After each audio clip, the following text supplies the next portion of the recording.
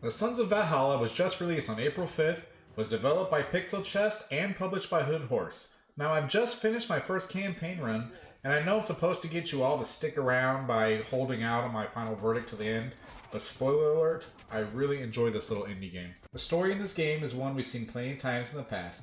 You play as a Viking leader by the name of Thorold, whose wife was just stolen by an English king. Thus, you set forth on a quest of revenge to get her back, and in true Viking nature, a little pillaging to go with it.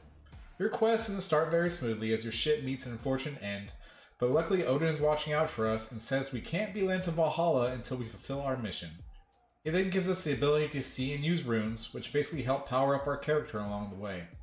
These runes gives us attributes like more arrows, increased health, and even unlock special attacks. But when you die, he is forced to take one from you in order to keep the scales balanced, which wasn't a terrible death penalty through my playthrough. I always had a crappy rune to get rid of whenever I bid it. Now, what kind of game is this? RPG? Strategy? Action? Well, I'd say it's a little of all of that. During most of your playthrough, you play as Thorold, and you're hacking and slashing your way through both Viking and English armies. But at one point in this game, it throws us into a stealth mission as his wife. Now, I'll complain about that one a little bit later in this review. But when you're playing as Thorold, I think I would best describe the game as a side-scrolling real-time strategy game. You know, similar to something like, StarCraft, but in a different format. You're always building your bases up, upgrading units, and while at the same time fending off attacks at your various bases. It got a bit hectic at times when I was trying to build units in one base, and another was getting pelted by a catapult. That was a fun hectic, but it was hectic nonetheless.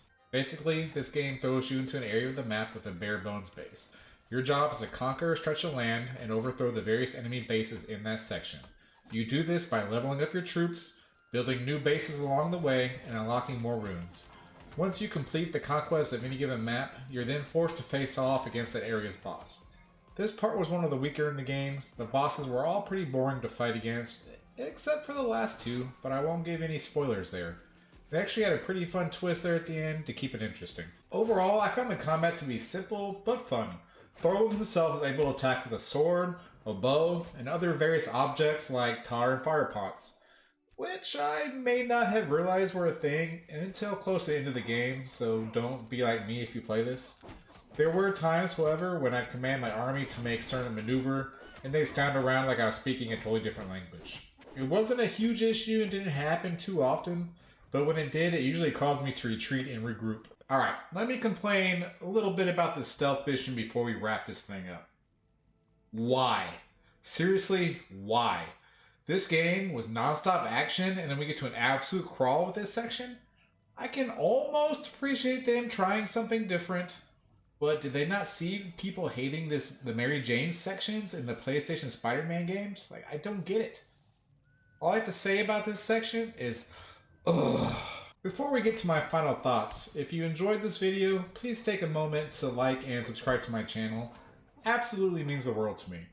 Okay, now first, this game is gorgeous. I love pixel art in general, and they nailed the overall aesthetic and feel of this game here. The sound design is fairly good too, and I actually found myself getting into some of the music tracks quite a bit. The voice actors all did a pretty good job. I didn't notice anything that stuck out as being bad, but it was all well done. Now, the story is fairly generic, but it gave us a reason to play, and I did enjoy the combat and base building aspects. But as I said, I didn't quite care for the boss fights, and I especially loathed the stealth mission. So is this game worth your $20 hard-earned dollars? The campaign took me about 8 hours to get through, and the game also has an endless horde mode if you're into that kind of thing.